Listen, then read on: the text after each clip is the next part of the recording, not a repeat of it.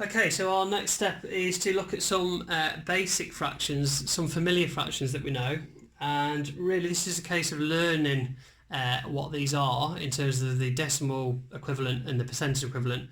But what I thought I'd do is just prove to you that just some of these, just so you can see where the decimal and where the percentage comes from. So we start with our really common fraction of a half. I've put a number line here so we can see what we're doing. So remember, we said that if you find any decimal of any number, you take the numerator and divide it by the denominator. So we're going to do 1 divided by 2. So I've got my number line here set up so that we can split that up. So we've got 1 at this end and we're going to halve it. So we're going to have 0, and if we halve 1 we get 0.5. So our decimal equivalent of a half is 0.5.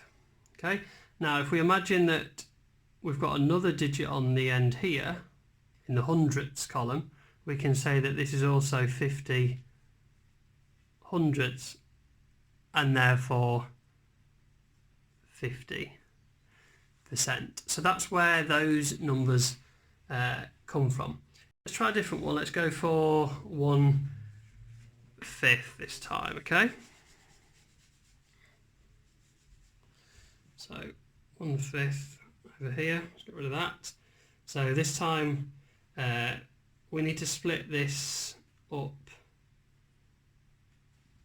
into fifths, okay? Because we're going to divide the 1 by 5.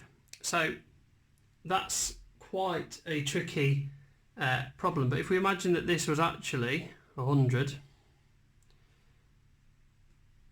divided by 5 would go up in 20s.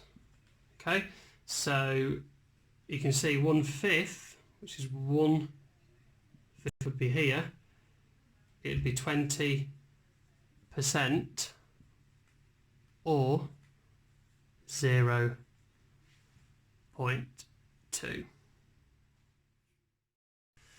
Right guys, so our final part of this lesson and today's maths is to use our knowledge of equivalent fractions to try and work out what some other common fractions might be as percentages.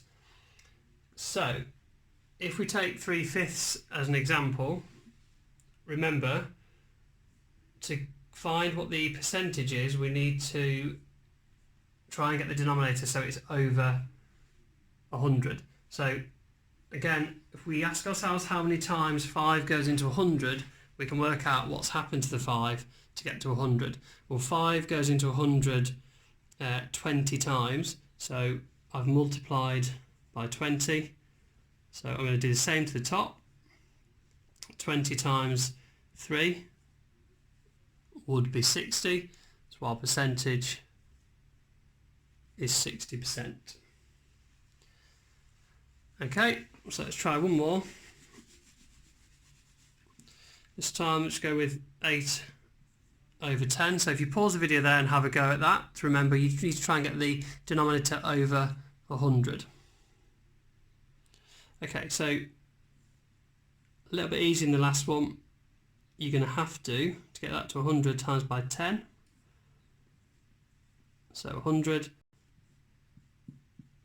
times by 10, 8 times 10 is 80.